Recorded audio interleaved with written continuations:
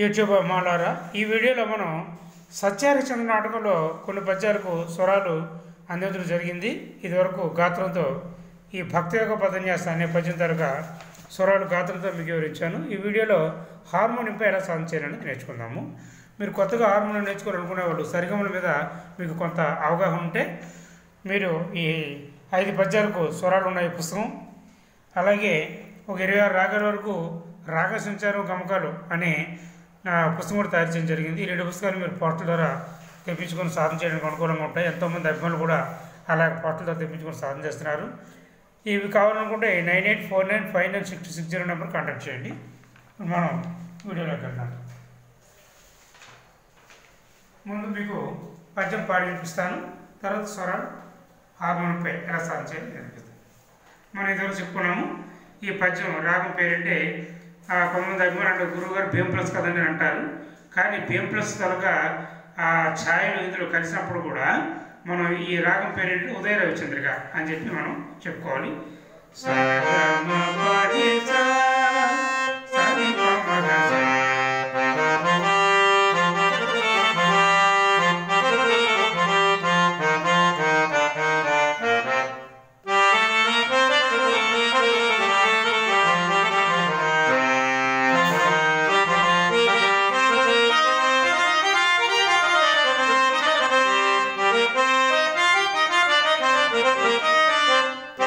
దేవి కష్టములట్లునను పుణ్యక్షేత్రమైన వారణాసిని దర్శించిదివి. చూడు, ఈ వారణాసి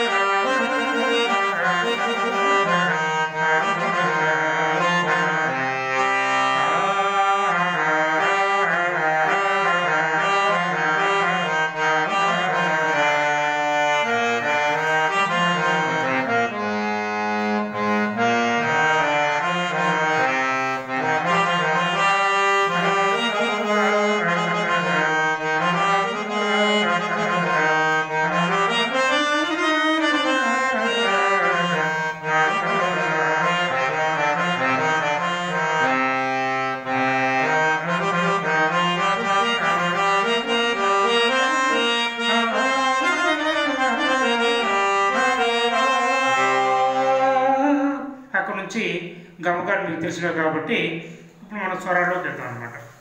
అంటే ఆ పద్యం తరగతి ఛాయని మీకు మన స్వరాలు ఏ విధంగా అయితే చెప్పుకుంటామో ఆ బాణిలో మీకు పద్యం పాడడం జరిగింది. ఇంకా ఇప్పుడు గాయకులు అయితే ఈ పద్యానికి ఇంకా గమకాలు చేసి ఇంకా వేరే విధంగా పాడుతారు అనే విషయం కూడా మీకు తెలుసు. కానీ మనం ఏంటి కొత్తగా నేర్చుకుంటున్నాం కాబట్టి స్వరాలు సులువుగా మనకు అందుబాటులో ఉంటారు కాబట్టి మీకు ఈ విధంగా మీకు ఆరోహణ చెప్పాను. ఉదయ రవిచంద్రిక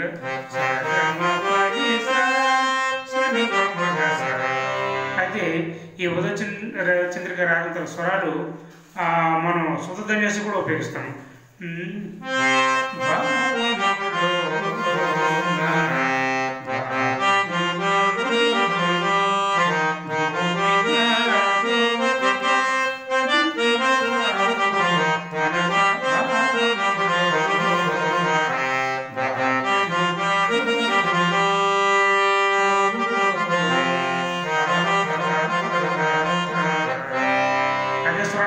కానీ భావములోని అన్నమయ కీర్తనకు ఉదయ రవిచంద్రిక అని మనం పిలవకూడదు.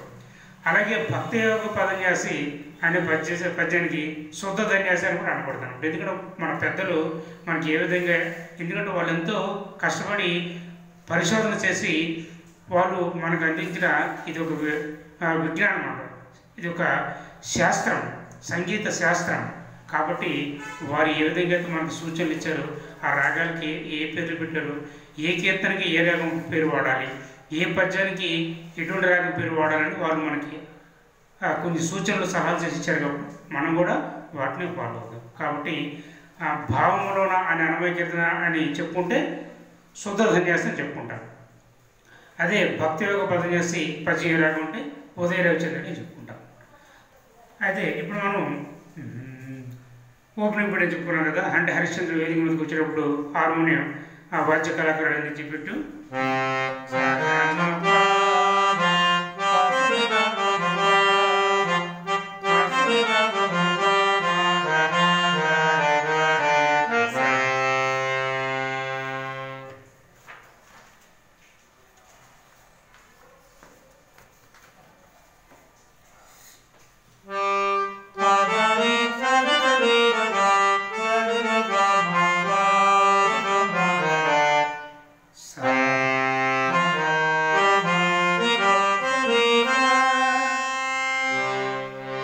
ఈ బిట్ మనం మామూలుగా బాగా సాధన చేసిన తర్వాత ఫ్లోయింగ్ ఎలా ఉంటుంది.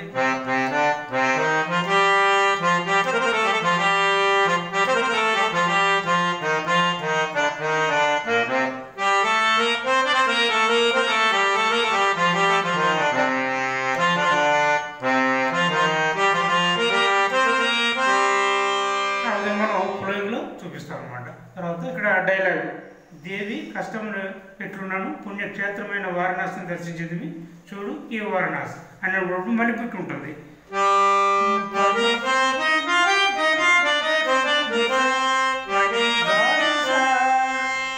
ఆ బిట్ అయిన తర్వాత అప్పుడు పద్యం ఉంటుంది అన్నమాట.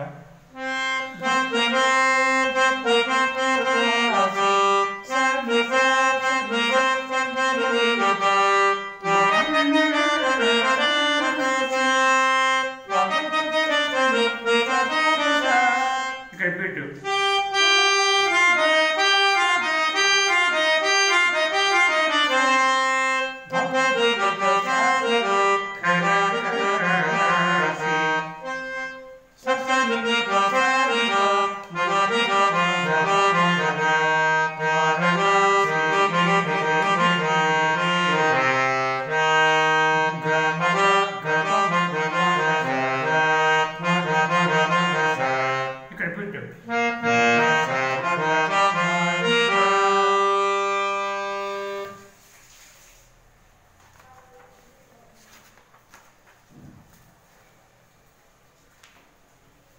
తర్వాత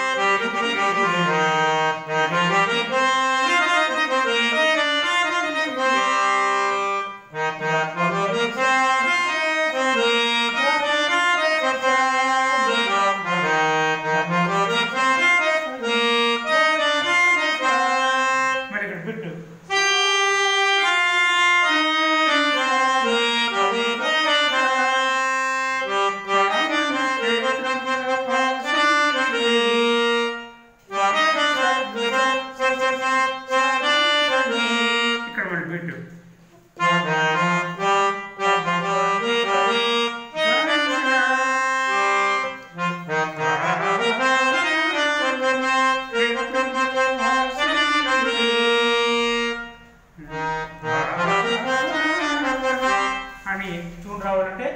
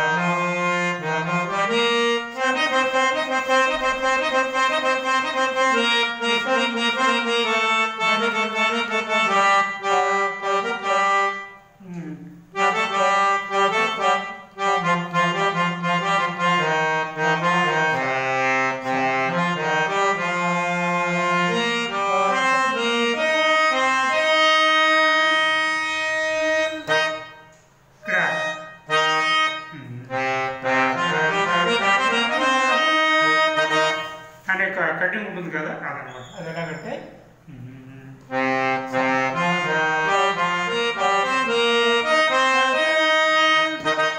అనమాట. అక్కడ నేను డబుల్ టచ్ చేస్తాను అనమాట. అలా చేస్తే అది వస్తుంది అనమాట. తర్వాత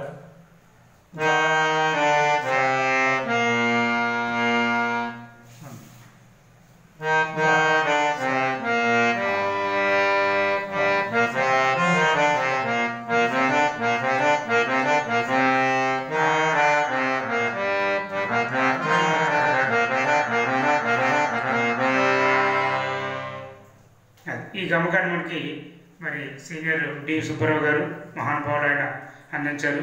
ఆయన పైన ఇప్పటికీ అనేక మంది గాయకులు ఫాలో అవడం, అలాగే ప్రేక్షకులు కూడా ఎంతో రసవత్తరంగా ఆ పద్యాన్ని పాడుతూ ఉండడం మనం చూస్తున్నాం. కాబట్టి వారికి కూడా కీర్తిశేషులు చెమకుర్తి నాగేశ్వరరావు గారికి, అలాగే సీనియర్ డి సుబ్బారావు గారికి, వారికంటే ముందు ఈ సత్యహరిచంద్ర నాటకానికి ప్రాణం పోస్తున్న ఎందరో మహానుభావులు. నేను నాకంటే పెద్ద తరం వాళ్ళ పేరు తెలుసు. మన రాజబాబు గారు హైదరాబాద్లో ఉంటారు. ఈ మధ్యన కళాభిషేకంలో ఆయన ఎంట్రీ కూడా మన అంజనాప గారు చేస్తారు. అటువంటి రాజబాబు గారు అటువంటి వాళ్ళకి ఆ పూర్వీకులైన హరిశ్చంద్ర పాత్రధారి గారి పేర్లైన వారికి తెలుసు. మరి నా జనరేషన్ వరకు అయితే మా శ్రీకాకుళం జిల్లాలో అయితే ఆచార్య గారు కీర్తిశేషులు, అలాగే పెద్దపాడులో కలగ లక్ష్మణరావు గారు, ఇంకా మరి నక్షత్ర పాత్రధారి అయితే పద్మశ్రీ ఎడ్ల గోపాలరావు గారు, ఇంకా అనేక మంది నటులు మా శ్రీకాకుళం జిల్లాలో కూడా పేరు ప్రఖ్యాతులు సంపాదించారు. వారందరూ కూడా మరి హృదయపూర్వక నమస్కారాలు తెలియజేసుకుంటూ, అలాగే హరిశ్చంద్ర పాత్రధారుల్లో వెంకట్రావు గుప్తా గారు, ఆయన కూడా చాలా చక్కగా ఒక ప్రత్యేకమైన పాట అయింది. హరిశ్చంద్ర పాత్ర వేసిన, గయోపాఖ్యంలో గైడ్ పాత్ర వేసిన, ధర్మరాజు పాత్ర వేసినా కూడా ఒక ప్రత్యేకమైన పనిలో ఆయన కూడా మనకి పౌరాణిక నాటకాల్లో పేరు ప్రఖ్యాతులు సంపాదించారు. ఇంకా అనేక మంది శ్రీకాకుళం జిల్లాలో పేరు మోస్తున్న నటులు కూడా ఉన్నారు.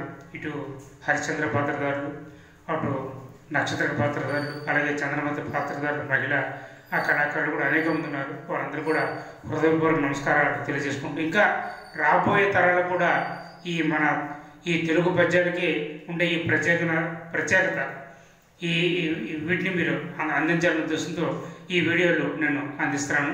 నా యొక్క ప్రయత్నాన్ని మీరు కూడా ఆదరించి అభిమానించి నెరవేరుస్తారని హృదయపూర్వక నమస్కారాలతో వేడుకుంటూ మీ కేఏ మూర్తి.